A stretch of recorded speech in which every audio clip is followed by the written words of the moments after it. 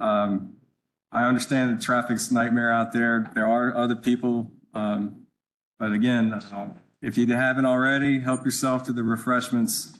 We're not really going to do a break as we have in the past at the midpoint. We're just going to continue the conversation.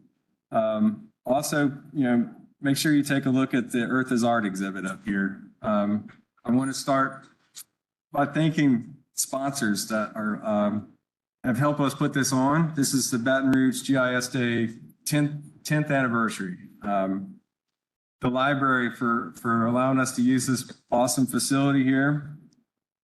MOSA, the Mayor's Office of Homeland Security Emergency Preparedness, with their Red Stick Ready swag that they've provided to us. Esri for sponsoring the free ArcGIS for personal use licenses. And the Regional Application Center at the University of Louisiana Lafayette is who loaned us the Earth is Art exhibit for the month of November. And then finally, SCOG, the South Central Arc User Group, provided all the t-shirts. So make sure you get one before you leave tonight.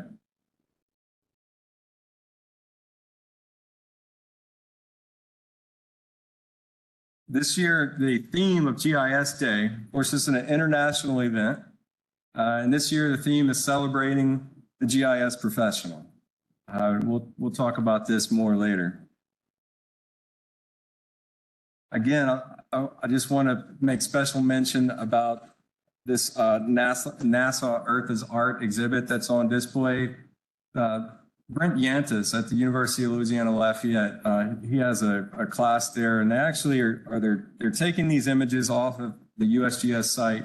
These are satellite images that they're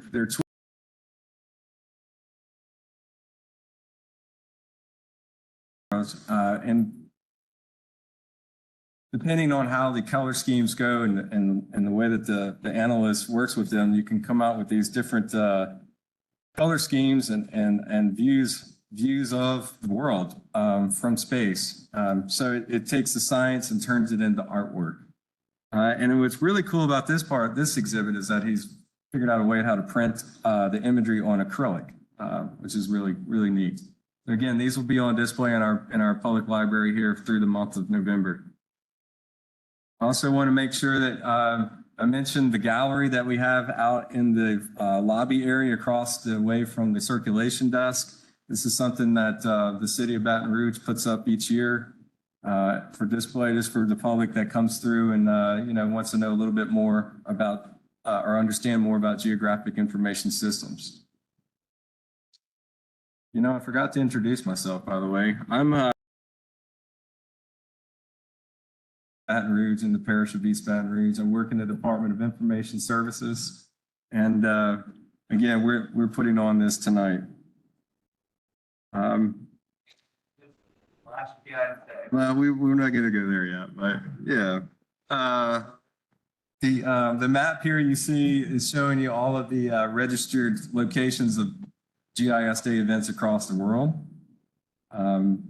This is the second event we've held here at the main library today. Earlier this morning, Global Geospatial Solutions, Ms. Fran Harvey and her group came out and had about 80 students from area schools from 5th grade to high school that did a really clever exercise. They littered the park back here and then taught the students how to use a field map to go out and geolocate each piece of litter, take a photograph of it, and categorize it, and came back into the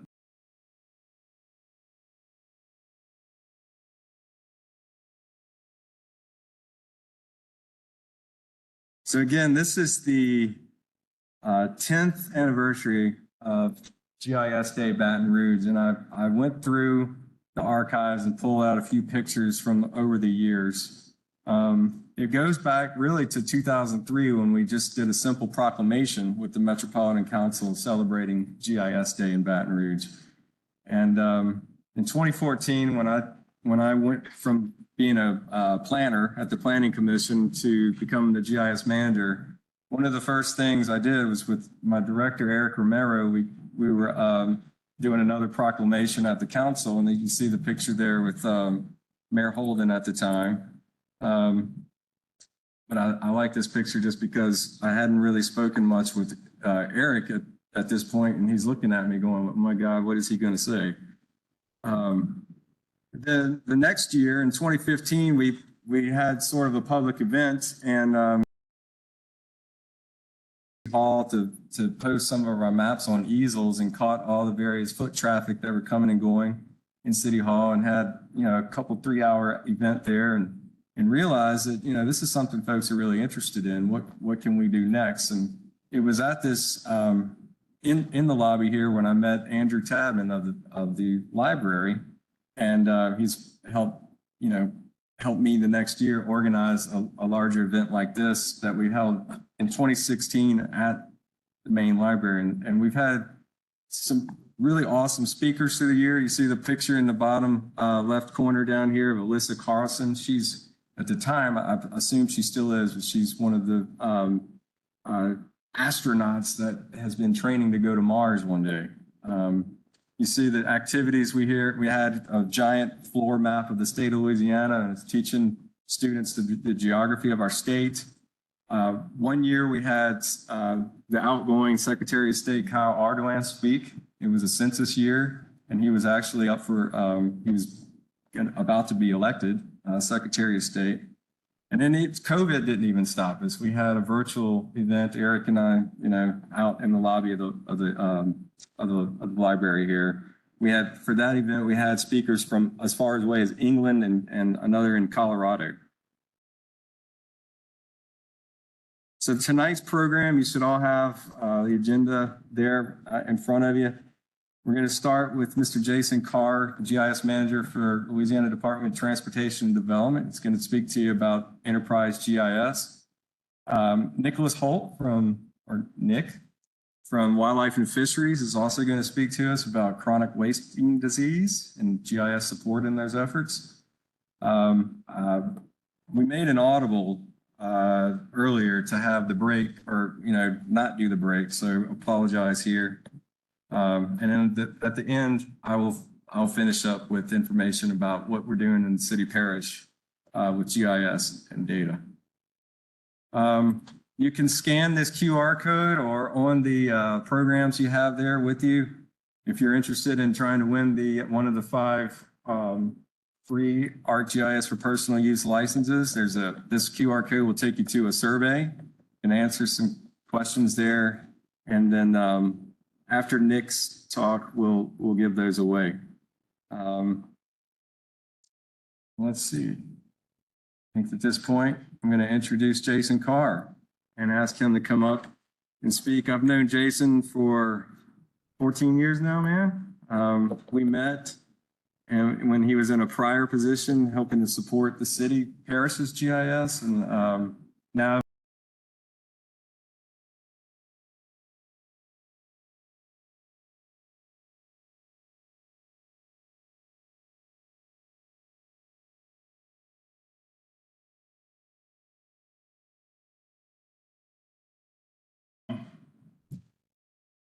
I actually think it's closer to like 18 years, but that I've known more, and it's been quite a while. Probably 2005, 2006, I guess, is probably when we started working together. But anyway, yeah, so I work for Louisiana Department of Transportation Development, the GIS manager there. We're kind of in charge of collecting, storing, and analyzing roadway data for Louisiana.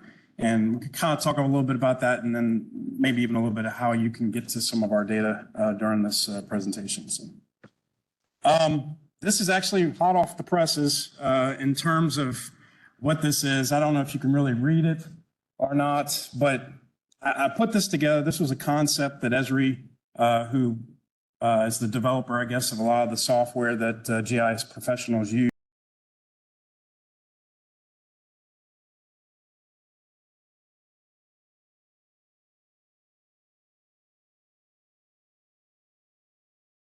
even do this, right?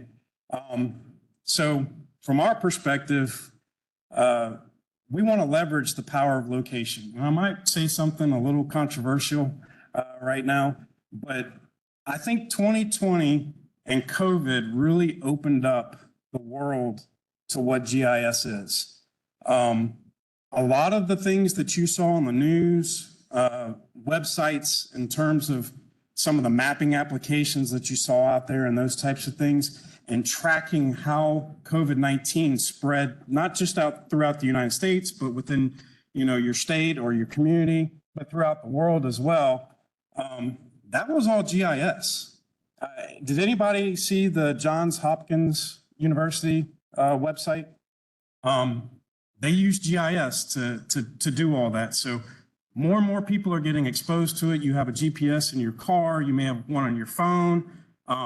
These phones are now getting so sophisticated that they have LiDAR sensors in them. They can measure things for you, which is crazy to think about that. But we have a mission at DOTD for GIS, and that's to leverage the power of location and why it's important. In terms of what we do at Louisiana DOTD, a lot of the funding that the state of Louisiana gets for roadways is based off of data that is collected by the state. We actually analyze that and we report that to the federal government every year. That's essentially, that accounts for about 60% of the state's transportation budget that we get from the federal government. So it's kind of a big deal that it's accurate and informative. And we're also competing with other states in a sense for those federal dollars, right? So more than anything, I think kind of the thing that I'm really focused on is it's not so much about using GIS as building a GIS that makes it usable for other people. And that's really the heart of what we do within our unit. We're focused on people. We spend a lot of time meeting with different business units, engineers that are focused on safety, or they're focused on road design, bridge design, for that matter, even drainage. We meet with these people regularly to discuss what their data needs are, how can we help them and provide them with the services that they need. We're very, I don't want to say systematic, but we're very methodical in how we approach providing services, whether that's data or applications to them. We're very specific in how we go about meeting their needs, listening to them, spending a lot of time listening to their needs, and then trying to use technology to accomplish that. This last row, which is probably a little bit more detailed than you guys need to know, but I think the short end of it is we have some key activities that we focus on. A lot of what we do requires a ton of documentation, and I'm going to show that here in a second. But if we don't have documentation of what we do, how can anybody else utilize this stuff, right? And then more importantly, we have built so much stuff for Louisiana in terms of how we use GIS that things break occasionally. Technology breaks, right? And we need to go fix it. Well, how do we fix it? What did we do in the process of creating this stuff and making it usable for people? So we document everything, and I'm going to show a little bit of that here in a second. We also measure the performance of our system. Again, I don't want to get into the details, but we have a significant investment in the servers, the infrastructure that's required to provide GIS to both state employees, but also the public. And then obviously, so we have to monitor that, I guess is the point of that. And then obviously there's a lot of development, and I'm going to show a little bit in terms of like code per se, but you don't need to worry about that. Hopefully on the back end, when you're looking at it, it's pretty, and that's the main important thing. So related to documentation, we used to do this, I guess, we used to use Word documents, and we would just basically take screenshots, and we'd actually type up processes like this is, you press this button and you enter this value or whatever. And interestingly enough, if you work on computers enough, that in terms of like a file management system is really cumbersome. So we created a wiki site And this is Wikimedia. It's a free thing. Y'all probably seen it. You go to Wikipedia. This is the exact same technology that sits there. And we document all of our processes in this. And that helps our unit, which is really, in terms of state employees, we're not very big. In fact, Warren has more employees working for him than I do. And I'm responsible for managing GIS for transportation for the entire state. I have 6 employees. Well, actually, I don't have 6 employees. I have 4 employees right now, and but we're about to have another one hopefully here pretty soon. But regardless of that, we want to document all this stuff, and then that way we can share it amongst each other. Not everybody does the same functions within our group, so but we want to share that knowledge with others. This also helps us troubleshoot when we run into issues. We may have built an application 2 years ago. Well, nobody remembers exactly what they did when they built that application. So we'll have to go back and review some of this documentation to see how we set it up. So in terms of monitoring things, we have some tools available to us. There's a product that Esri makes called Arc Monitor. Not trying to alarm anybody here, but we do run into issues. We have problems. Technology creates problems. So we have an ability, I guess, to go back and look at things. A recent situation we had probably 3 weeks ago was we host a ton of imagery, aerial photography and LiDAR imagery for the state. And somebody attempted to go download all of the aerial photography that we have, which is about 30 terabytes worth of data. That's a lot of data, let me tell you. They hammered our system so bad that we had to shut it down and basically turn all that stuff off for a period of time. So anyway, coding, development. So we write code. We do a little bit of this. We don't do a ton of it. There's a lot of out-of-the-box tools and stuff like that, but we do actually write code for things. This is a very simple example of some code that we write. This is basically just a catalog or a data dictionary of data that we have available. And this is our roads and highways database, I guess. So this is the data set or the database that we store all of our transportation related data. So what are our routes? What are our roadways?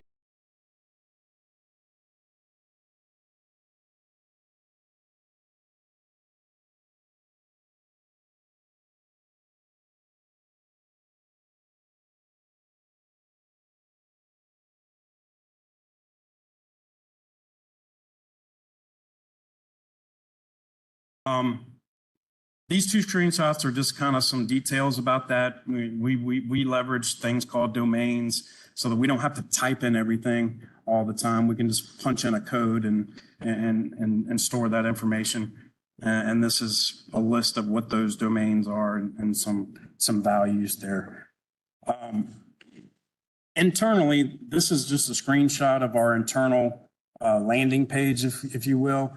It's basically a place for people in our department that can go in and get access to the apps that we've created for DOTD. I'm scrolling down when I'm taking these screenshots. So these are just a couple of the cards that actually come up. So you can see there's an open data site, which I'm going to talk about here a little bit in a second. And there's a highway program project viewer. So we map all of our projects in GIS.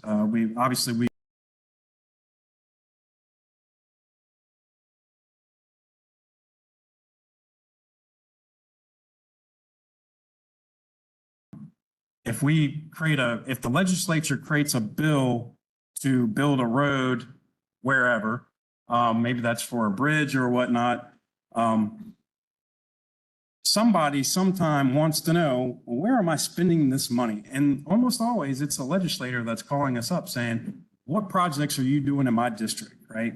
When we need to have the ability to go look at that kind of stuff. I do want to talk about the open data site for a second. And actually I may have a better slide for this. This is the highway priority program viewer. It's not a whole lot of detail that I'm showing in the screenshot, but essentially you can go in there, you can punch in a project number. You can actually search the internet right now. If you wanted to search the internet, you know there's a project in your area on, say, let's say Highway 16 in Livingston Parish, right? You could type that in. If DOTD is doing a project on it, it would pop up in Google, and then you could find the H number, the house number that created the funding mechanism for that work. You could actually go search for some of this stuff. We don't have a public version of this application yet, but we do plan to have one. Okay, back to open data. Warren kind of suggested that I kind of highlight this a little bit. This would be a place that you as the general public can come and get some, not all, but some of the data that we have available, that DOTD makes available. Not all of it is DOTD's data, however, I will say that. Some of it is census data. Some of it is from USGS. We have things like impervious surface, tree canopy, cover, some land cover data, those types of things, soil data. We have things that you wouldn't necessarily relate to transportation per se, but we host this data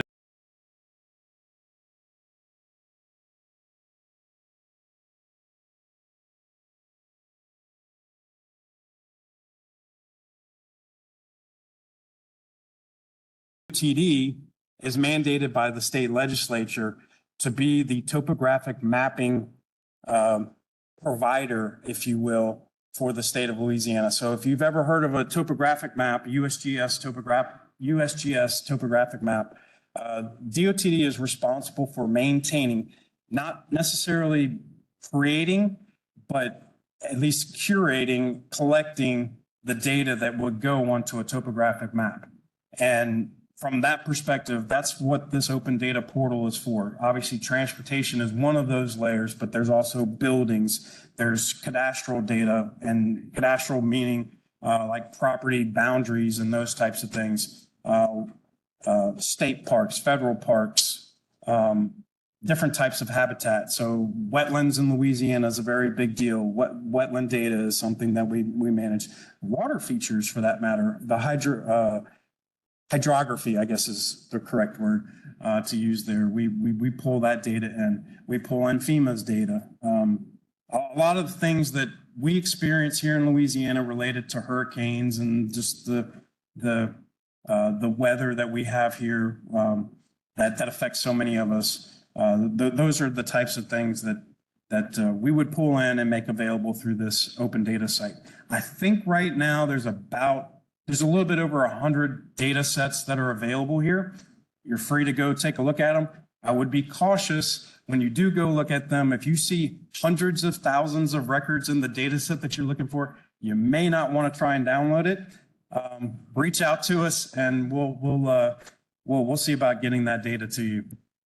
I did want to highlight this, and a lot of what I'm going to show from this point forward until Warren cuts me off, is a lot of the work that we do supports emergency services. So obviously we were affected heavily in 2021 by Hurricane Ida. The year before was Hurricane Laura. 2016 we had the Great Flood.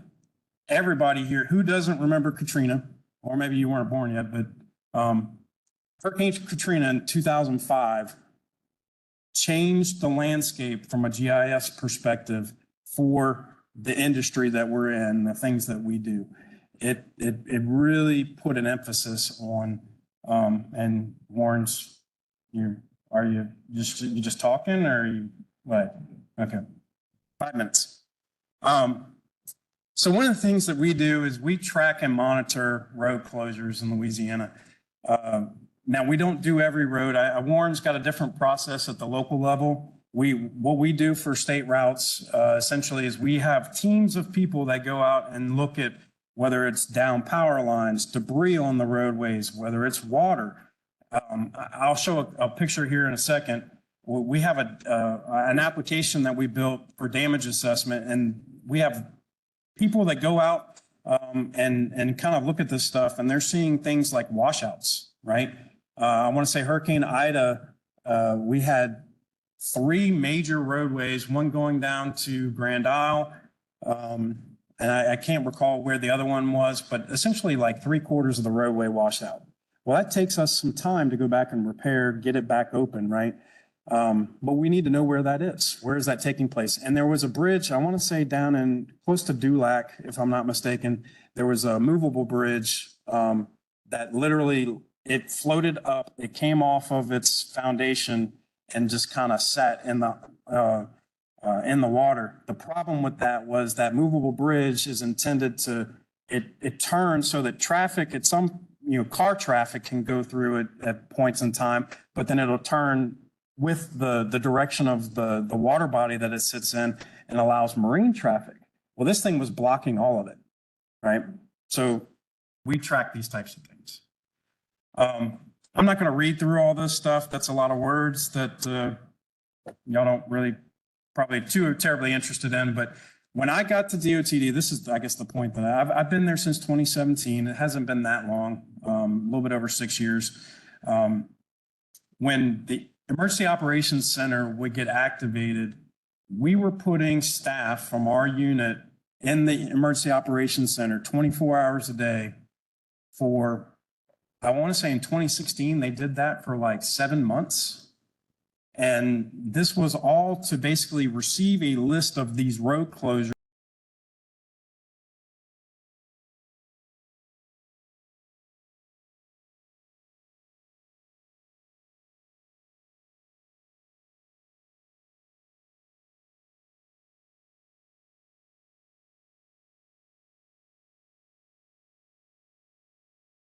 In a space during a storm away from their home while everybody else was there. And we could just monitor this stuff. Now, granted, you have to have internet connection away from the office to be able to do these kinds of things, which is, we do run into those types of issues where we don't have the ability to look up things, but or look at things. But this particular dashboard right here is showing, I think this one's signals. Yeah. So Hurricane Ida wiped out a ton of telephone poles. It wiped out a lot of different facilities. Essentially, what you can see here, I don't think the total number was 1,400, but I want to say initially after Ida passed through, there was about 475 signals across the southeastern side of the state that were inoperable.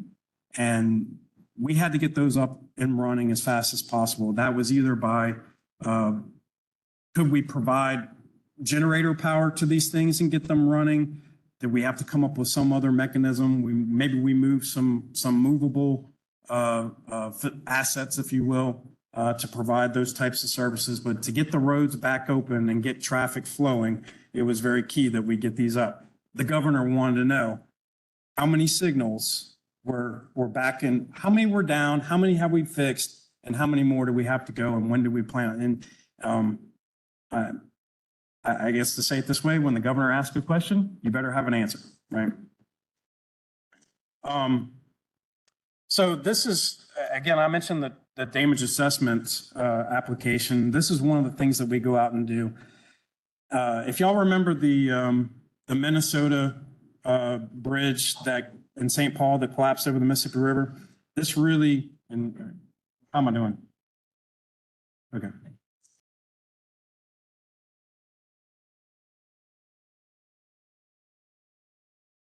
That really, US DOT and FHWA got really serious about inspecting bridges. So now every bridge in the country, not just Louisiana, but every bridge in the country has to be inspected at least once every 2 years.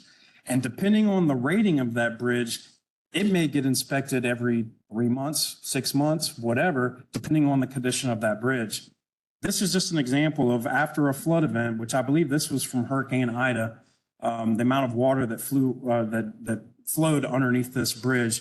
It scoured all the soil underneath those slabs and just broke all those slabs up. Well, that structurally made this bridge unstable. We need to know where's this bridge, and then how do we go about fixing it? So initially we were getting Excel spreadsheet from the people out in the field that were providing this stuff, and we were having to make a join between that spreadsheet and our data.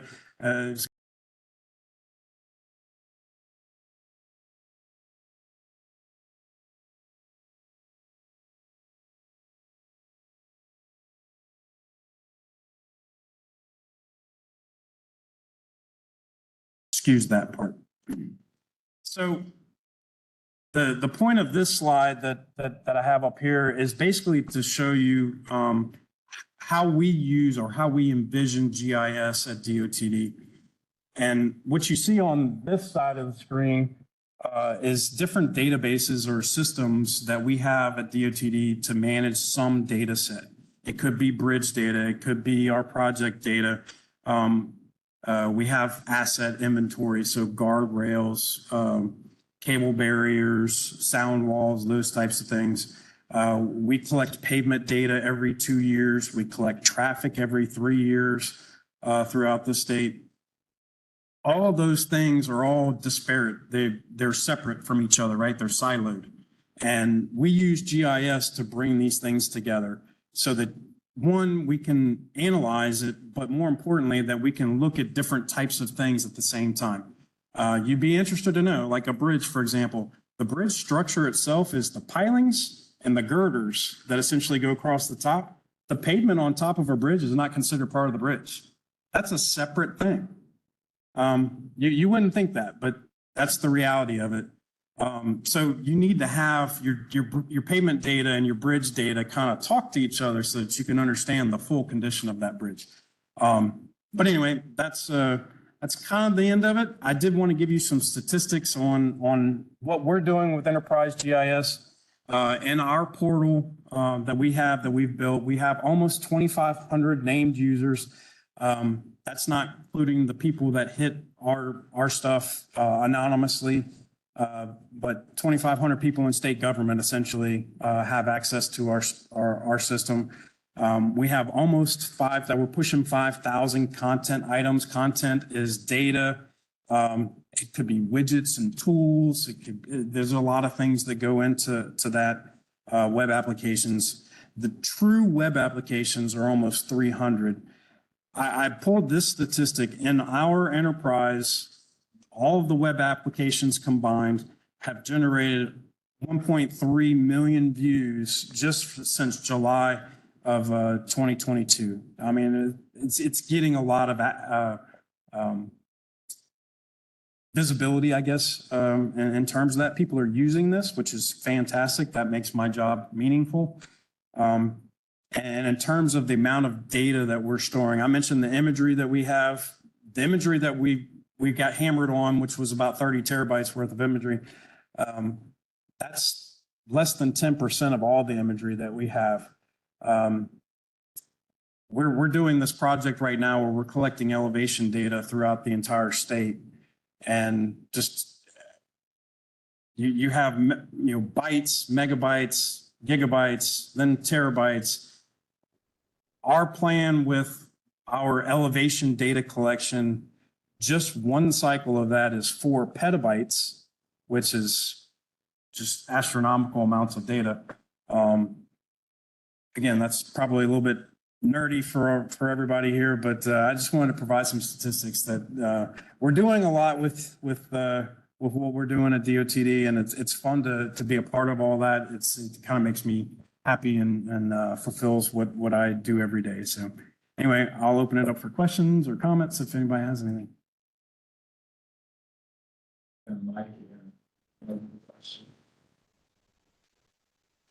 So when you say 4 petabytes, you're talking about 4,000 terabytes. Correct.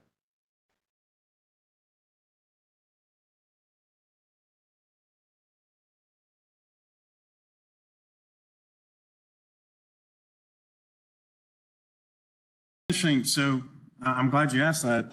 The AUS or UAS, I guess is the way it's the acronym for it. I think right now DOTD deploys, I want to say it's 9 drones that we use for different purposes, I guess. We collect imagery and LiDAR data using drones. Typically, they're on a project-by-project basis. We're also interested in deploying mobile LiDAR and imagery. So put these scanners on like a van and you drive the roadways. We're looking at that kind of stuff to help us map things. I won't actually do that type of collection within our unit, But our job would be, okay, once we've collected all that data, now we want to extract things out of it. And now we're talking about, I don't want to say AI, we're not using AI, but machine learning and deep learning to extract different data out of that. But yes, I want to say we have, I think it's 6 certified drone pilots right now. We actually have 2 commercially licensed pilots. They actually fly airplanes, but we have a number of drone pilots as well. Data on smartphones? We do. That's kind of a sensitive thing.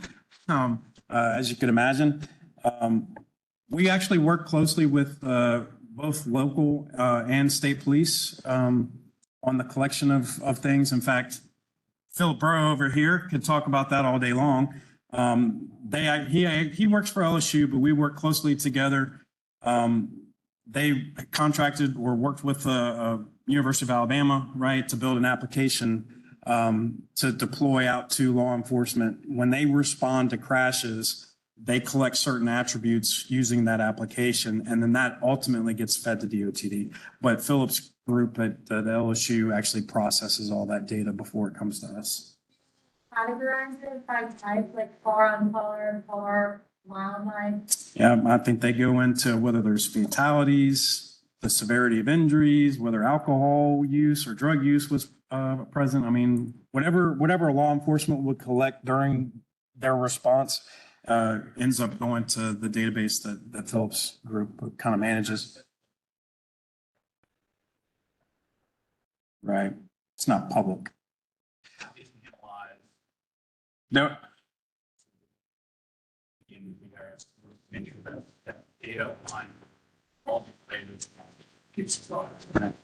There are some analytical things, reports and whatnot, summary type data that does come from it that is available publicly, but the actual crash locations and those types of things are not. The bottom end. Gotcha. What's your involvement in statewide next gen 911 So my predecessor, I guess is maybe the best way to say it,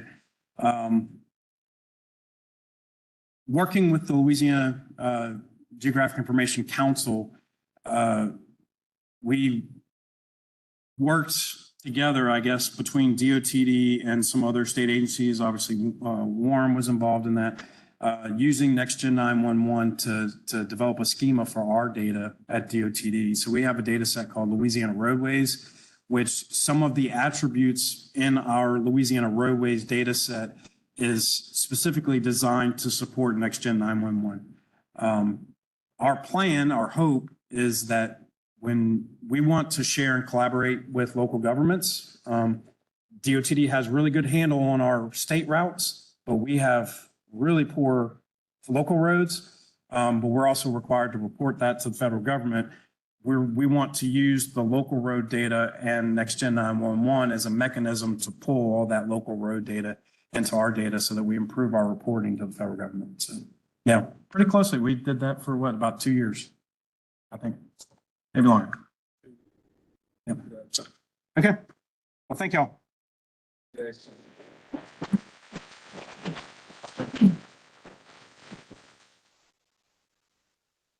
All right. Next up,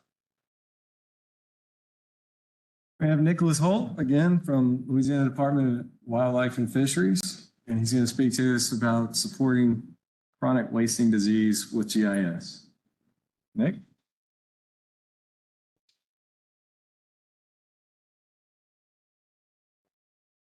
Hi, everyone. Thank you for your time today. A little bit about me is I'm kind of fresh out of college. I finished school in 2020 at University of Louisiana Lafayette in geology. Then I finished my GIS certification at University of Louisiana Lafayette in 2021.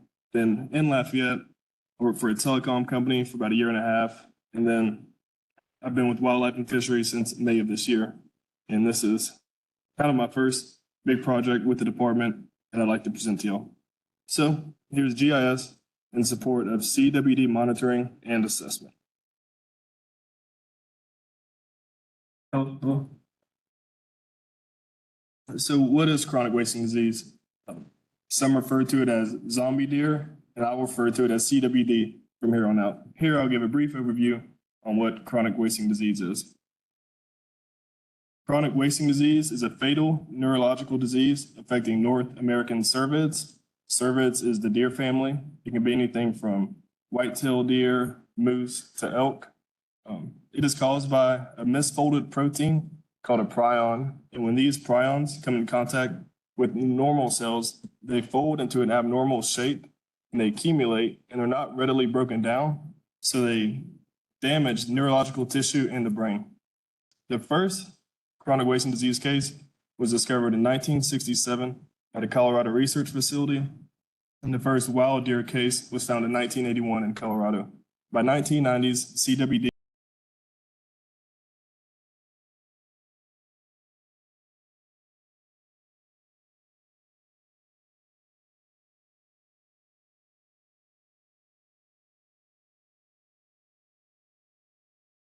CWD can be transmitted through direct and indirect contact, animal to animal, or saliva, waste, and carcasses. And this will play a part in some of the regulations I'll go over shortly.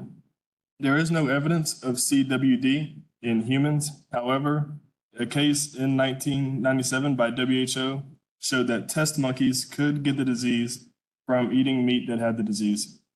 It is recommended that you do not eat deer meat if it is thought that the deer had CWD or could have had CWD. Some signs of CWD include drooling, stumbling, weight loss, drooping ears, lack of coordination, and lack of fear around humans. And most hunters will tell you that the deer with CWD out of the herd will be very easy to tell. So the first positive case in Louisiana was found on January 28, 2022 in City-Parish. In Northeast Louisiana,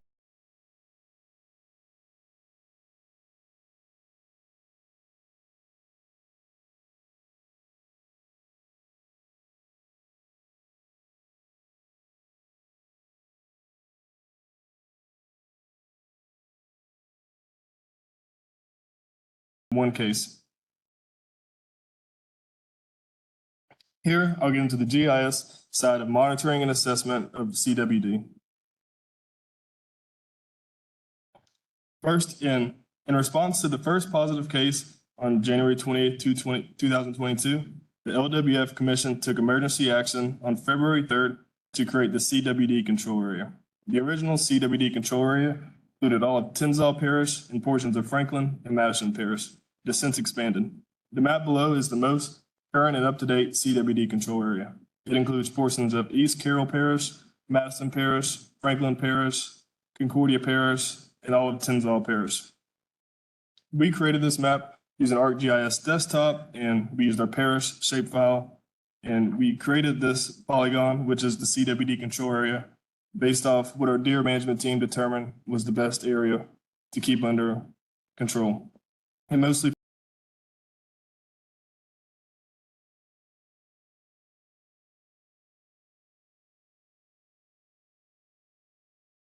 placement of bait or hunting over bait, no exporting of any cervid carcasses, and approved parts transported out of the control area must be legally possessed. There is a permit system on the LDWF website. So here is the recent control area. This is kind of the monitoring and assessment of CWD. There's a positive case found in Mississippi near the ARC control area in early October of this year. And I was told by the the deer management team, we need to expand the control area to this little section of East Carroll Parish. So what we did to create that map, kind of the GIS side of it, is we had our parish shapefile right there. And then we cut that into two. So we cut that piece of the parish right there along the Mississippi River. So now we have one polygon with the expanded control area, one polygon with the rest of the parishes. We made the rest of the parish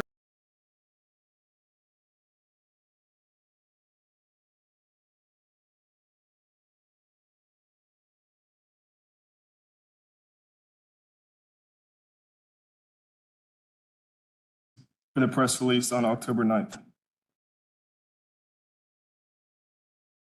The first map I was asked to create is to show all 13 sampling drop-off locations. I was given the address and location of these drop-off sites. From there, I gathered the coordinates of each site, then imported that into Excel. And then I used that to create a point shape file to show all 13 sample drop-off locations. In the map, I have them labeled and numbered, symbolized with the deer head, so they're easily point out. In this map, I also included the parishes, the CWD control area, also included the wildlife management area layer and national wildlife refugee layer. And that's just for the public to know, hey, if I'm in this WMA, I'm closest to this location. And this map can be found on the LDWF website too. And at these sample drop-off locations, you'll see these instructions for how to drop off the deer to get tested. And instructions to the right include one of the maps I'll go over here in a second. So the instructions are a little graphic. You remove the antlers if they have antlers, then you remove the deer head from the deer body, put that in a plastic bag, and then you fill out all the information you have on the deer on the information card. Then on the map to the right, which is unique to every location, you select which grid number this deer was harvested at. And then the biologist will test the deer and they'll post the results to the website. Here's a picture of what a sample drop-off site looks like. To the right wall, you see the sample location map. And well, first let me go over, you see the fridge right there. That's where you put.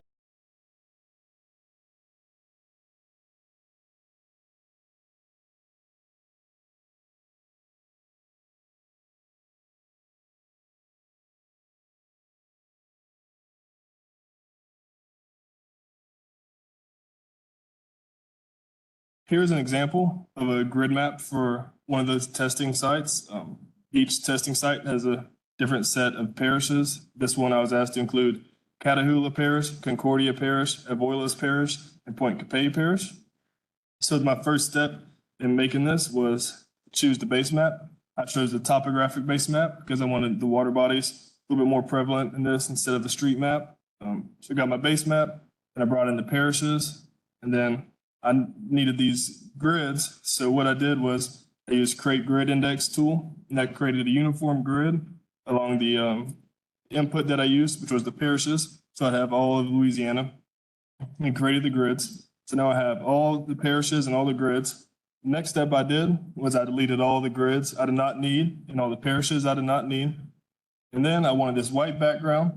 So I used the eraser tool, and my background was Louisiana and my input was the grids that I had remaining, as you can see right here. And the input's kind of like the cookie cutter on a big cookie batter. So this is the cookie / map I created and made the rest of Louisiana white because I wanted this to be the primary focus. And from there, I labeled the grids that the tool automatically assigns the numbers in numerical order. Added the CWD control area layer, the WMA layer, NWR layer, labeled the water bodies, parishes, all layers, just try to make this simple and easy to read for the hunter that's dropping off his deer head, be able to locate where it was harvested. Here's just another example of a different map I created for a different site. This one includes Union Parish, Lincoln Parish, and Washita Parish.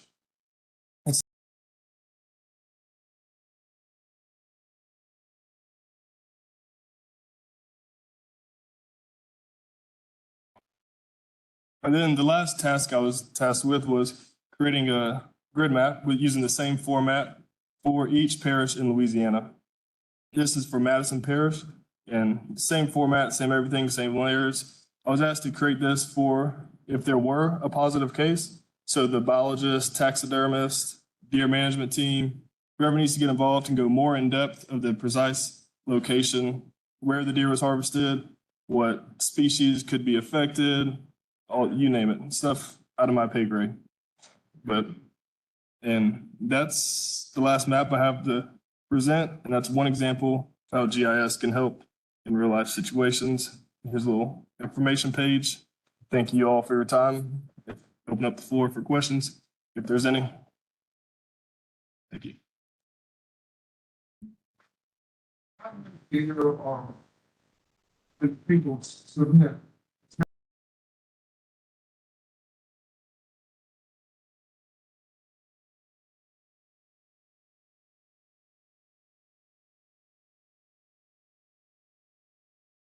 Very common. It's constantly getting tracked and tested and all that. But I don't know, I have an exact answer, but I know it's pretty low, the amount of positive cases to deer getting tested. I guess the main question is what happens. That's Mm. we try to get it tested before we process it. Mm-hmm. Mm-hmm. That's probably more of a deer management and biologist question, but I know once it is positive, that's when they'll get into that. They get email notifications, and if there is a positive case, I mean, they'll probably get alerted right away to know not to eat it, test it, or just get rid of it and how to get rid of it. I am here living Hey, so am I kind of. that picture of the deer that you have. Mhm. One that's fifty. And I don't know what you're talking about, what you look for in the deer that is at the problem. And I mean, explain it. Oh, this is just showing one of the symptoms of the weight loss, because you can see the ribs, and that's just one of the many signs you can tell. Like, it's kind of like the deer is always straying away from the pack, and it's different from the others, and can come real up close to your deer stand and all that. Like, many hunters will tell you, like, it's easy to point out in the big herd.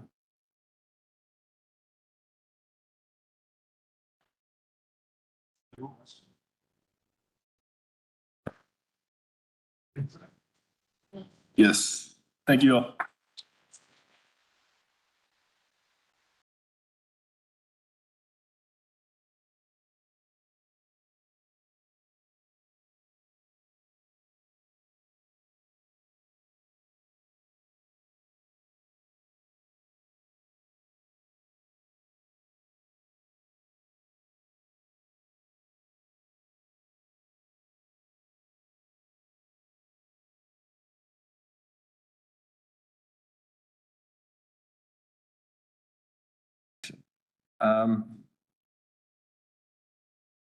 Last budget, for this year, back in the summer of 2022, when Eric Romero and I were talking about this and brainstorming how we were going to reshape our section. The thing here is to realize that we were doing just a little bit more than just GIS. Jason kidded with me. I've got more folks on staff in the city than he does managing all the GIS data for DOTD. And I'm very happy about that. We're managing not only the GIS, the enterprise GIS data, but also all of the departmental data sets, everything from finance to 311. So all the information you would find in Open Data BR is part of what we do too.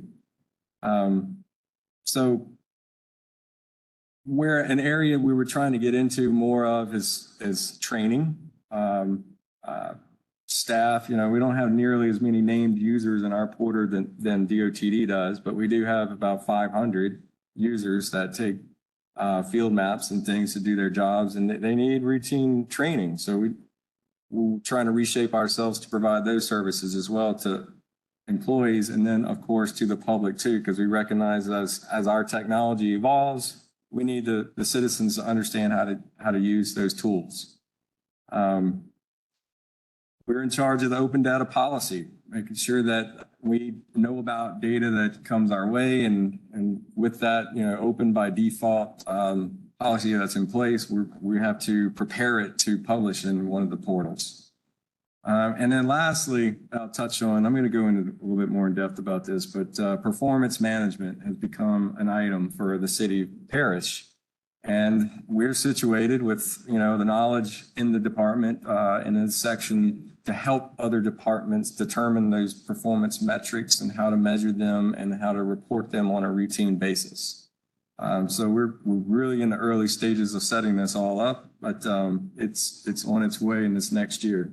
And the last thing really is just continue to have events like this and spread the word about GIS. So I've got a little quick video to play for you here.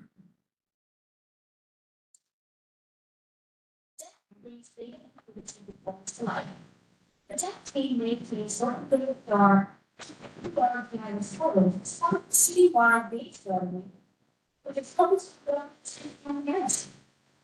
After the basis of the report information, so that areas and 3,600 and total shape the people sign up for open law, GIS effects. That brings the data. That's the voice of the IS department's new outreach coordinator, Miss Melody Landry. As part of that change in structure of our section, we also created a position for our department to help put on events like this, because we recognize that, we're the analysts, we're the ones clicking the mouse and looking at the screen all day. We need somebody that's good at communicating and helping organize these events. So Melody Landry is going to be that person, or is that person, not going to be. So in summary of everything I just said, DAP, or data analytics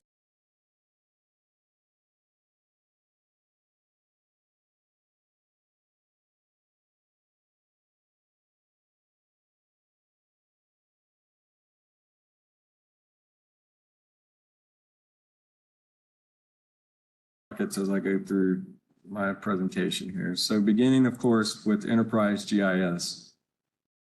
This year marks 30 years since the EBR GIS program was initiated. How many people in the room have ever heard of the Horizon Plan? Few people.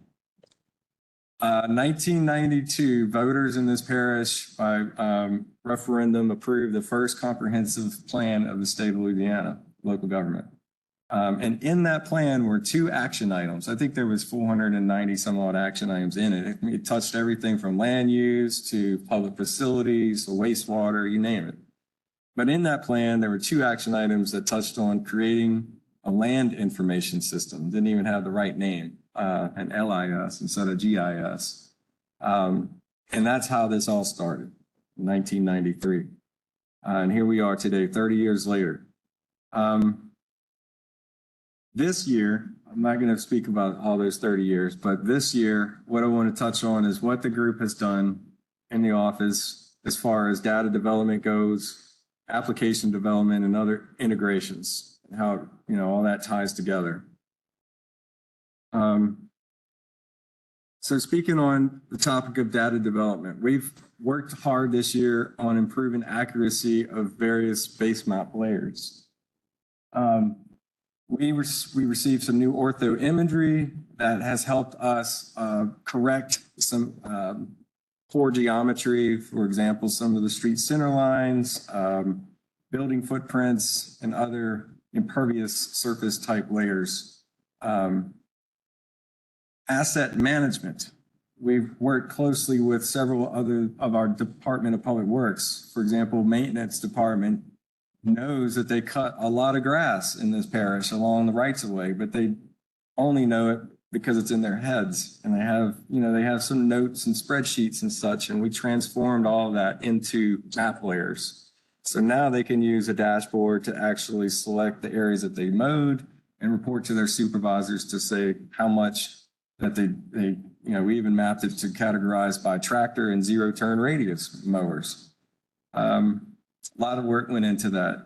Stormwater assets. This was data that actually came out of the Stormwater Master Plan that was unanimously approved at our Metro Council earlier this year. And in that, they had to go and collect all the storm drains and the conveyances that connect all those. Over 60,000 assets were collected, and now they've turned that data over to us to maintain moving on.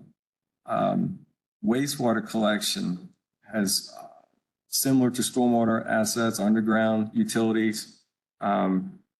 We've worked with the Department of Environmental Services. They now have a GPS unit that they can go out and correct the locations of their manholes. And then, by the way, there's about, I want to say 50,000, 60, 70,000. I can't get the number right, but we tested it around City Hall and it's like, okay, 50,000 more to go.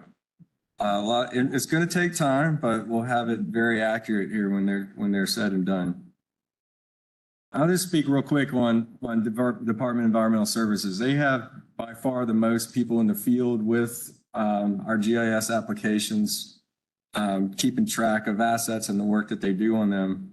And more recently, I worked directly with the administration on how to do a risk, on doing a risk assessment of force mains in the system. And they had a matrix to came up with. It was based on the likelihood of failure and the consequences of failure.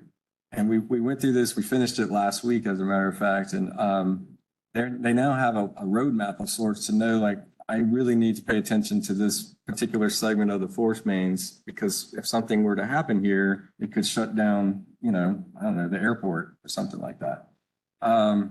So next level analysis is what I'm trying to convey to you. New data that we've published this past year.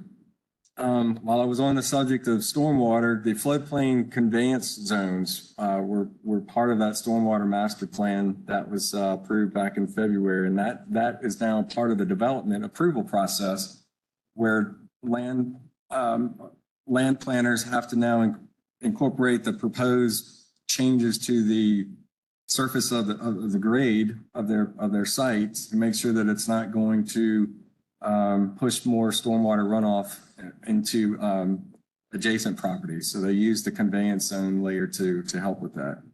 And then secondly, got out of order a little bit there, but the second one is publishing the Baton Rouge Police Department's traffic crash data, which talked to Mr. Philip Bro about that, from the e-crash system that CARTS manages. There was a lag of time there, about a year before we were able to get the more recent traffic crash data published again. But this heat map that you see here on the slide shows the past year of incidents, crashes, and you'll see that they're all on the interstate corridors. I'll just tell you real quick too.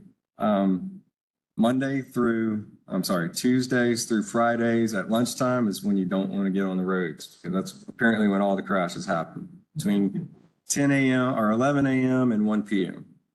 And then lastly, we spent a lot of time federating our GIS map layers with Open Data BR. Open Data BR was created because it was always meant to be the flagship site to find data for the City-Parish. We had a separate portal for GIS data, and it was a little confusing to some people. So we had the ability within Open Data BR to federate all those map layers so that folks that just come to Open Data BR can find all the data in one place. My coworker worked on that. We added additional 184 map layers into Open Data BR this year. Applications. This is another area that we spend a lot of time on because Esri, one of our software providers, likes to make us rebuild all of our apps every few years. There's a new app builder. We're migrating off of what's called Web App Builder to the new Experience Builder, which honestly is way better. But unfortunately, there's no like magic button to hit to make the migration happen. You literally have to start over again. So we've been able to combine or consolidate what was 15 Web App Builder applications into 7 new Experience Builder apps. And I'm going to show you a graph on that. The improvements, the map itself is using the latest JavaScript 4. So the map now can load lots and lots of data as opposed to the classic map.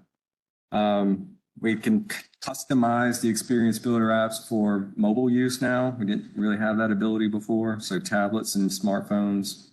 Our imagery provider, Nearmap is the vendor name. We were having issues displaying our imagery in the web app builder. That problem went away. One of the really cool things is you can have multiple map themes in an Experience Builder app as opposed to just a single map. Now you can have 2, 3, 4 maps in one application. And then the widgets that go along with it, there's also been enhancements there. So this little chart or table that I put together shows you on the left names of the new 7 Experience Builder apps that we've created. And on the right, across, you can see how many different web app builder apps that we've combined to create the new. So it's going to be nicer on the analysts. They don't have to configure so many apps anymore, just, and make it better on the user too, because they can find all the information related to, drainage and stormwater in one place. So yeah, go through the list real quick. We now have what's called the Drainage and Stormwater app, elections and elected officials, our governmental functions that shows all the various jurisdictional boundaries in this parish, historics, maps, and imagery. My Government Services is an app for people to find out all the various city-parish services that are nearest their location. So where do I go to vote? What day does my trash get picked up? Where's the nearest school or park? The planning and land development, still our most popular app that we have, anything related to zoning, land use, and so forth. And then the latest one that was just published last Thursday is all transportation data. So I got a few screenshots here. I wouldn't dare try to do a live demo. But this is the drainage and stormwater, what it looks like. There's actually 3 themes to this. The one you're seeing here is showing the FEMA flood hazard areas, as well as the stream network and such. But it's just a much cleaner interface. You have a lot more room to see the map now. All these, I know these, like the legend and the layer list are covering up, but you can hide those, move them around and such. And again, it works in tablets and smartphones very well. So again, this is drainage and stormwater. This one is all of our election results. We have election results going back to 2012. I'm looking at a guy that actually created this years ago, and it's still being updated, John. So we've accumulated so many different layers for all of the elections over the years. We decided to put a map together of just historic elections, and the one that opens by default is just the more recent ones. We take this data and transform it. It comes from the Secretary of State, and we transform it to where we aggregate the results to a voting precinct. So usually when you see results of an election, it's just for the whole parish. But here you get a more granular view at it for a voting precinct. And the last one here that I want to show you, this is the planning and land development app. Again, widely used by real estate assessors, appraisers, anybody doing land development comes to this map every day. You can find anything about zoning, land use. There's 40 details per piece of property if you click on that, and you have different layers that you can turn on and off as well. And I haven't really mentioned, but the widgets, you have the ability to quickly filter down data. If you just wanted to know where all the A1 zoning districts in the parish, you could apply a filter like that, and boom, the map will update. Also,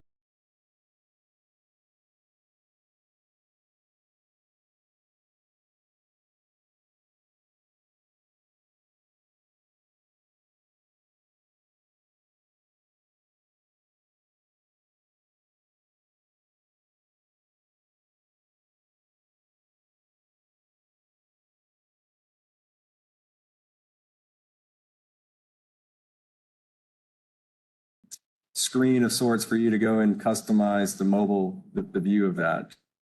So we have 3 public facing dashboards, our American Rescue Plan drainage projects, across the parish, the crime trends analysis from BRPD and blighted property.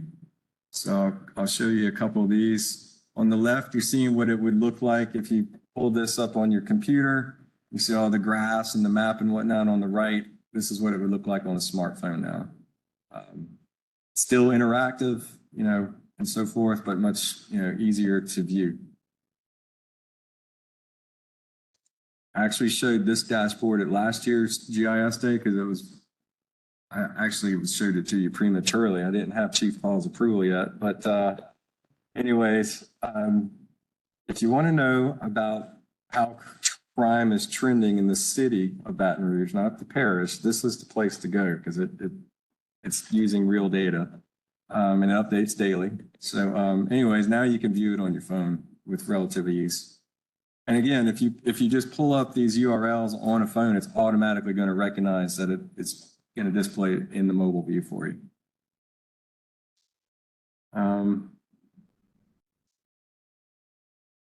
All right, so that was data development and applications. Now I'm going to talk about integrations on last subject of enterprise GIS. This past year, the Baton Rouge Fire Department has been working hard to stand up a new report management system for, they get called out by 911 that there's a fire or something that they have to respond to, and then the firemen write down the details in their report. So they're migrating from one system to a new one named First Due, and GIS, of course, has its role in that application. They're using all of our address data. They're using, street network and such. The coolest part to this, though, is the partnership that the city has with the Baton Rouge Water Company, because, of course, the Baton Rouge Water Company owns all the hydrants. So our ArcGIS Online portals they collaborate with one another, sort of like setting up a trust between two organizations, and then we can share data back and forth. So Baton Rouge Water Company is sharing the location of all of its hydrants. And then just through a web service, the First Due is the name of the fire department's RMS. They're able to pull that data directly into their reporting system. Baton Rouge Green. We worked together for a number of years, actually, before we finally got this done to migrate the city's street tree inventory, which Baton Rouge Green does on an annual basis, to go and continue collecting more and more of our trees along our roadways. But it was in I'm saying a third party application. We needed a way for our maintenance workers to just access it within our own ArcGIS site, our ArcGIS Online site. So we worked together on that, and now this inventory, I'm going to show you a dashboard of that, lives inside the city's map portal. LADOTD. Jason kind of mentioned this.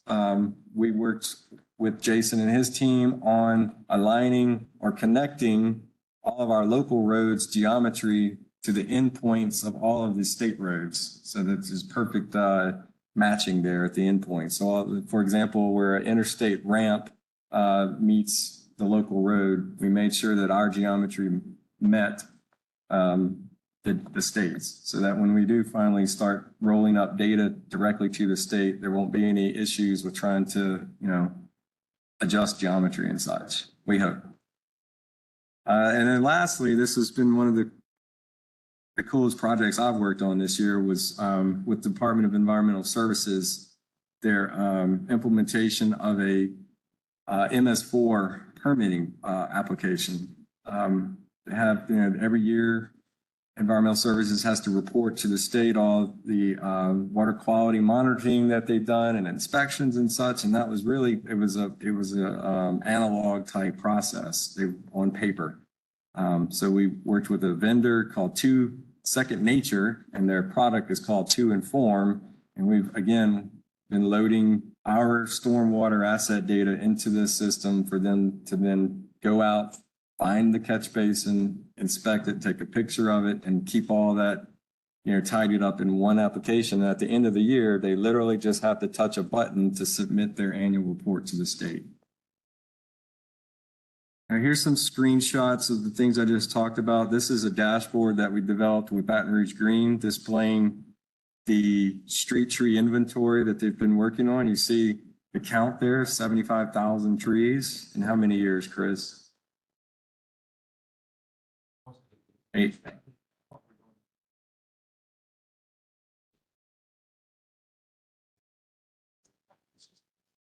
So the point of this is now City-Parish workers have direct access to it from their named user accounts in our ArcGIS Online org. They don't have to remember another password and how to use another application to come and get this data to figure out which trees do we need to tend to before the next storm.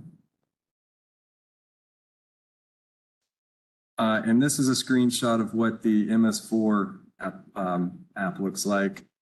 They ingested all of our watershed boundaries that, again, were part of our stormwater master plan. So everything is, report-wise, is tied to a specific watershed. They are now finally using the field maps aspect of this to go out and do the inspections as of last week. The company that created this software or develops it is out of Utah, and they had to revamp the code behind the map in order to display all of the asset data that the city has, because they were used to working with clients on the West Coast. You know, rain over there is kind of like what we saw today, just a mist. We have more storm drains in this city than the entire city of like San Diego, California, which is way bigger than Baton Rouge. So they had to revamp the code in order to load up all of our data. It's pretty neat. All right, I'm going to switch now into another gear let's go from GIS to data governance.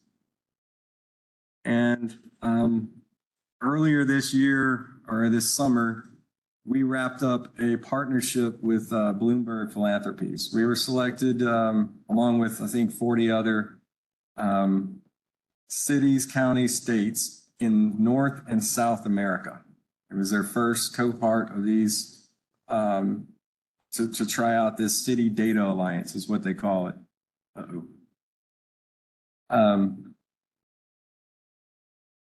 Might need to mute that.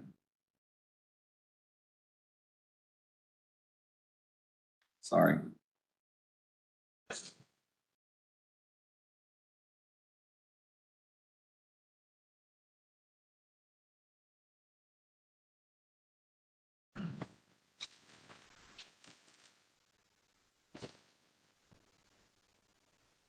Okay, yeah, we're back.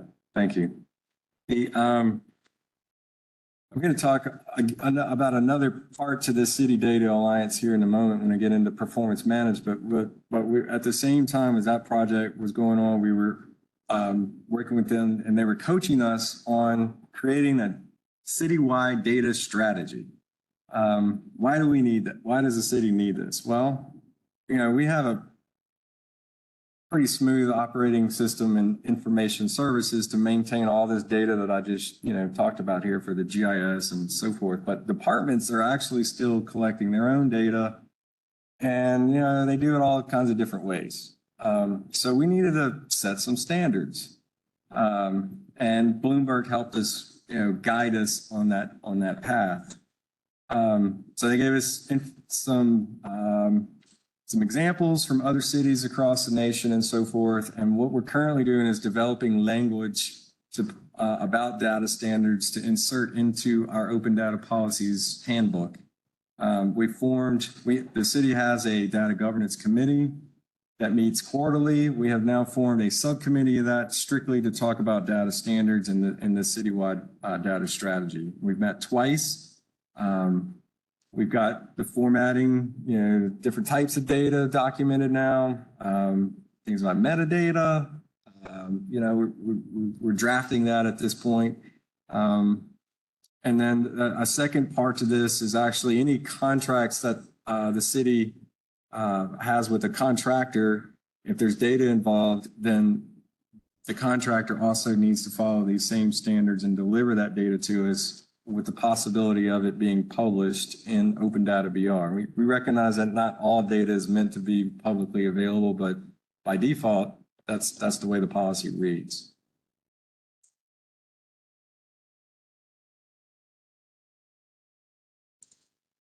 So from there, performance management. And this was actually how the Bloomberg partnership started. We were selected to do a year-long performance management project. And this, the mayor was invited to be a part of this. So there was from top down support on this project. And what it did was bring together the Office of Community Development, which is under the Mayor President's office, the Department of Development, which issues all the building permits and such and approves subdivision plans and whatnot, and then us in the Information Services Department who handle the technology. We worked together. We would meet every couple weeks, and the project was centered around blight. The mayor said, we already are putting a lot of emphasis on crime and stormwater, and we know blight is also a problem, so why don't y'all work through that? And they gave us, again, kind of a roadmap to follow to help us along the way in an effort to try to institute performance management across the whole city. But for this, of course, we're just looking at issues around blight. And each department, this is not untypical, I guess, is doing their own thing, right? But if we join forces, we can have a greater impact across the city, and people might actually notice that work is being done to remediate blight. Community development does their thing. They work with Build Baton Rouge to kind of revitalize certain areas. Development is running around trying to demolish all the blighted structures that have been condemned. But with the technology, the data, and the mapping, we did an extensive exploratory data analysis. We looked at everything from demographic data to building permits, land use, 311 calls for service where people have reported blight. And it just so happened at the same time the Department of Development had started a inspection across the entire parish to look for blight that may not have been reported. Sometimes, unfortunately, in parts of the city and the parish, folks get used to things the way they are, and they might think that's actually normal, but it's not. So we had an inventory of around 7,000 blighted properties that were discovered through this windshield survey process, starting from the north part of the parish and working all the way down to the south. So we married all this information up together, obviously using GIS, and we identified 3 areas in the most need. And those were Old South Baton Rouge neighborhood, Scotlandville, and the area around Smiley Heights, Greenwell Springs Road, Gus Young, this area. It's not to say that blight isn't across the parish, but these were the areas with the most need. And as a result, we were also able to come up with a mean blight score across the entire parish. And that is the score we're going to use as projects begin to unfold and blight is remediated and abated. Seemingly, the neighborhoods are going to remove the blight, and unsightly structures and such or litter, and that mean blight score will gradually come down. So let me just show you what a map looked like, one of the maps. We use a hex bin analysis to do this. And again, what you're seeing here is comparing our 311 calls for service, reported blight, the blight inspection that I mentioned of the 7,000 properties, and crime. And I hope I get this right, Mickey, but the green cells that you see are those with high crime and high blight. The bluer cells are lesser blight, more crime. I did it right. And then this is, again, how we identified those hotspots. I did 3 different levels. You have the parish level where you can see everything at a glance, then a neighborhood scale, and then actually down to, I think, a 5-acre neighborhood block scale. So we could really hone in on very specific parts of the city that needed attention. And as a result, we have Department of Development and the Office of Community Development working together to strategize on where to put funding in specific parts of our city to make an imprint. Instead of just the onesies and twosies cleaning up, blighted properties. I think we'll see a difference here in the next year or so in remediating blight.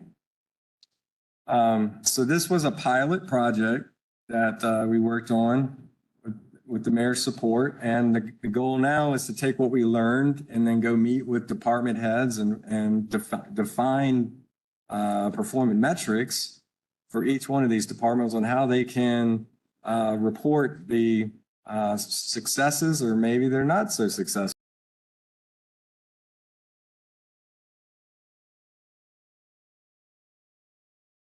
Like,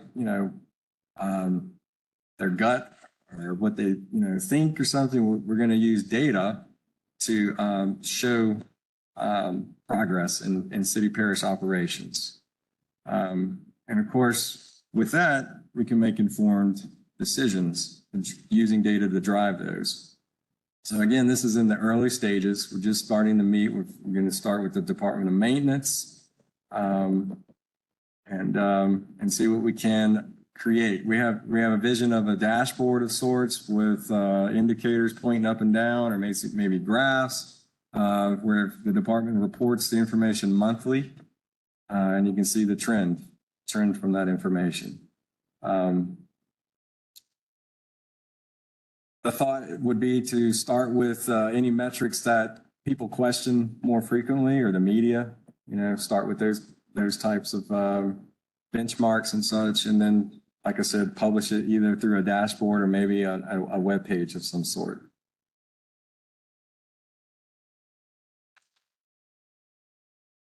All right, that brings me to the last part of this, dealing with engagement and training.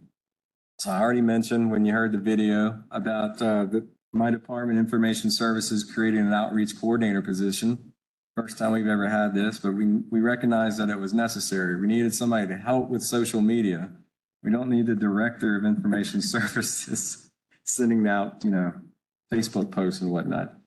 To help put on public presentations, and plan events. And the one thing that I really want to point out here about what we're going to try to do in this next year is begin to standardize a method in which we receive feedback from the public. Typically, that's just been through phone calls, emails, and such. We need a way to actually capture that in a standard way so we can report on it and say, hey, we fielded so many, calls this past year and received this much feedback about the applications that we're developing. We see some screenshots here of us speaking at public events and social media posts and such. To date, we're not including tonight, we've actually been in front of 1,000 people this year in person through various events. We just want to keep seeing that number grow. And speaking of training on this other end of engagement, I talked about earlier actual training that we have to do routinely with City-Parish employees. There's sometimes, unfortunately, there's a lot of turnover in departments. We have annual training kind of leading up to hurricane season, applications dealing with trees, down trees, refresher courses and such. And anytime, like this past year, we worked so hard on, or worked diligently on migrating apps from one kind of template to another. One day the employee comes in and pulls up the app and it looks totally different. We're getting on that front side of that, so there's no surprises. City thankfully has plenty of facilities for us to go out and work hands-on with these folks. So we're going to continue to do more of that. We're even trying to get at least a one-day course instituted into the Baton Rouge Police Department's training academy. So when they're recruiting these cadets, they'll know that there's some technology out there that the police department uses before they even become, on patrol. Secondly, here, I've got a screenshot of one of our dashboards displaying the number of views we've had on our Citizen Data Academy videos. These are quick 5 to 10 minute on-demand videos if you're trying to learn how to just navigate one of our sites or an app. We have 25 of these. You can find them on our website. And since launching the Citizen Data Academy in October of 2022, we've already had 42,000 views of those videos, which we think is really, really great.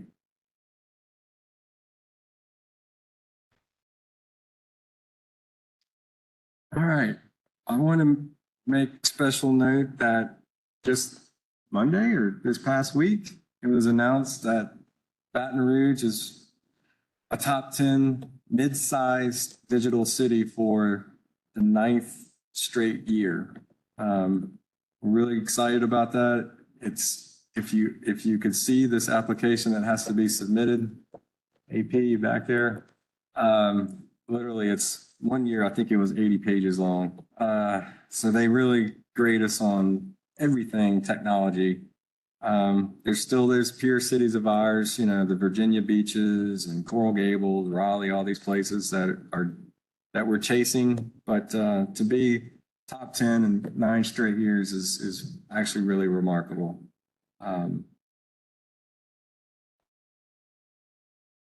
My friend up here, Chris Cooper, as we were getting started, whispered out that this is my last GIS day, and it's not going to be because I'm hoping that I'll get invited to come speak. But I am retiring from the City-Parish and going to turn the page and go in a new chapter of my career. There really should be a different term for retirement when you're doing it this way, but I'm going to try to take my skills, knowledge, lessons learned and such to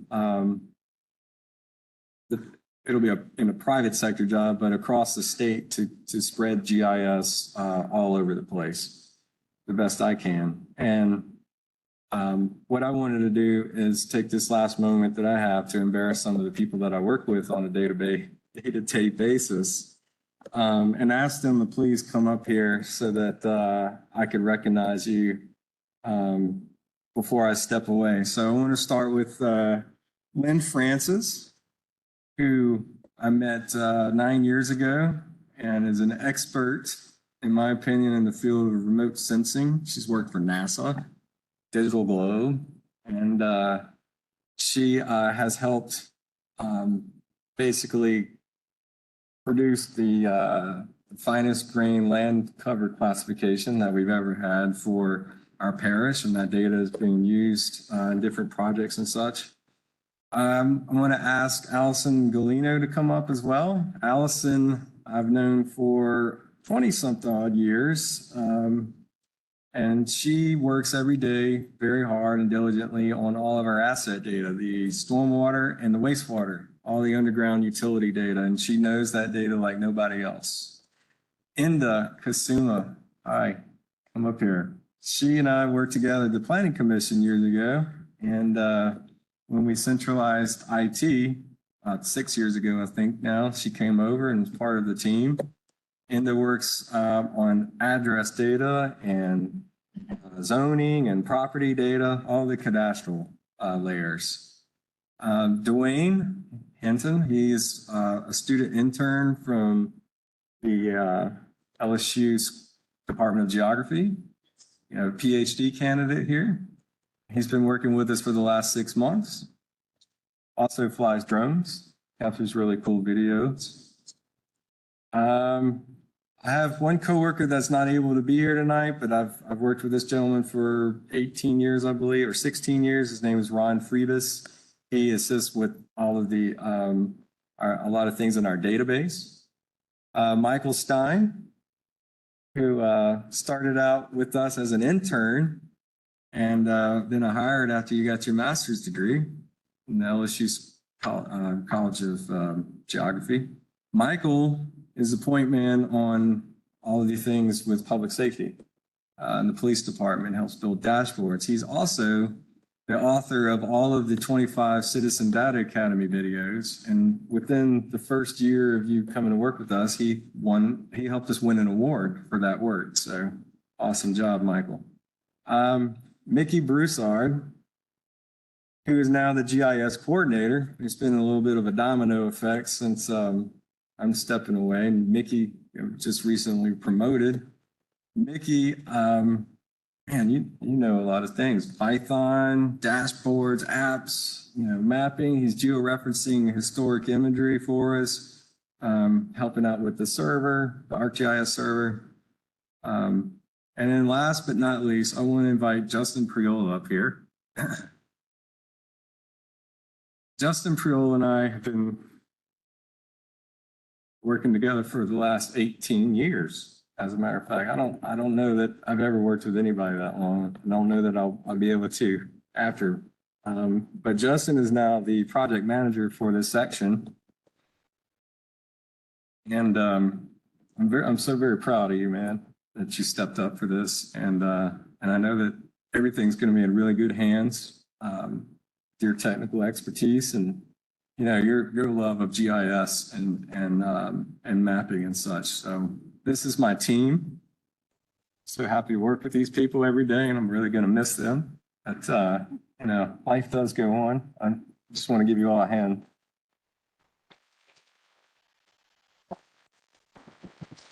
I did some math, and there's 124 years of City-Parish experience standing right here. So I think the program is in good hands. The next slide was a thank you, but I think we need to stop for a minute. You guys can stop embarrassing you now. Yeah. I think we need to stop for a moment and award the folks for free ArcGIS personal use licenses. So let's see, Justin gave me a yes.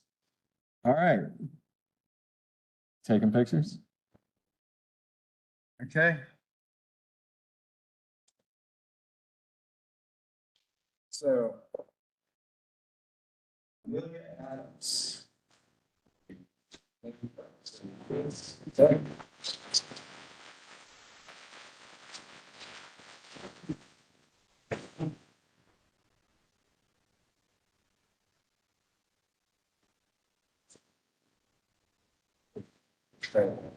Please stay up and please.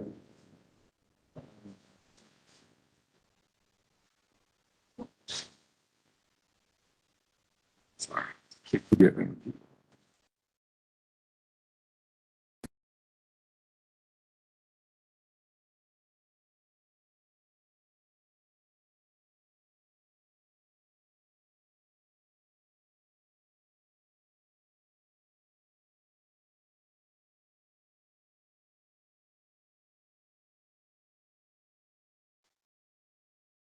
Okay, then Christina Doyle.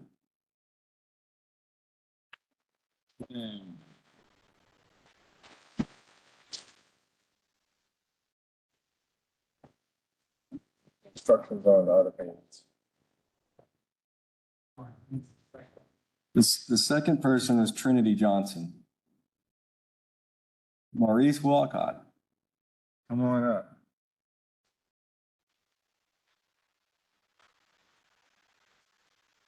There you go, sir. You're welcome.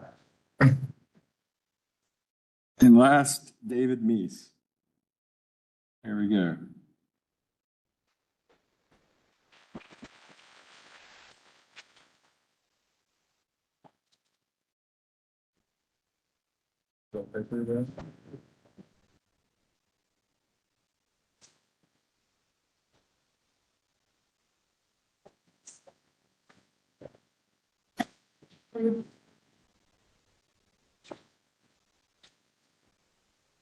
Yeah. I'm gonna let them use some software.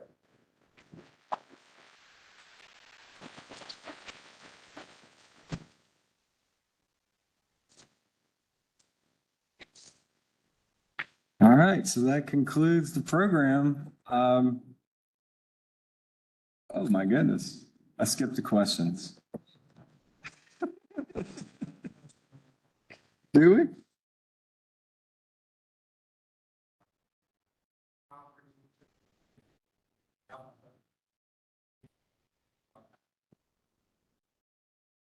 No, not for, I mean, possible, yeah, but this is intended for City-Parish owned trees in the rights of way.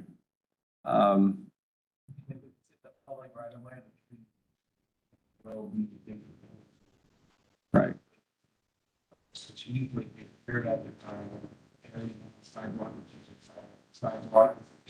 Typically,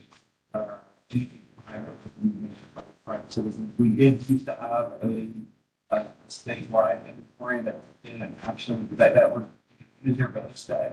That didn't. Is that my tree?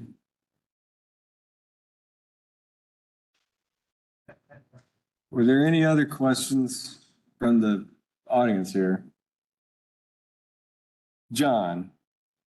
I watch students try to do the news every morning. Yes. I was talking about the weather. I was talking about 98, I was talking about the never to get a state GIS. Not that I expect the state organ GIS. Which I heard more about. I'm bringing that GIS. In terms of the person. Also, anytime I can to brag about that is one of the. Yeah. Well, this is the reason why we keep having events like this, because we still need to spread the word around of what this technology can do. Thanks for that comment, John. Yes, James.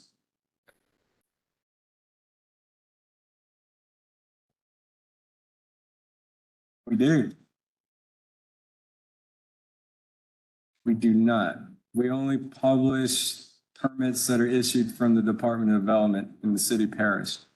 But the principle behind Open Data VR was always, the vision was that it could become a regional hub of sorts for open data. So if we, this past year, actually in the past few months, the sheriff's office is now sharing its crime incident data with us, and it's published in Open Data VR.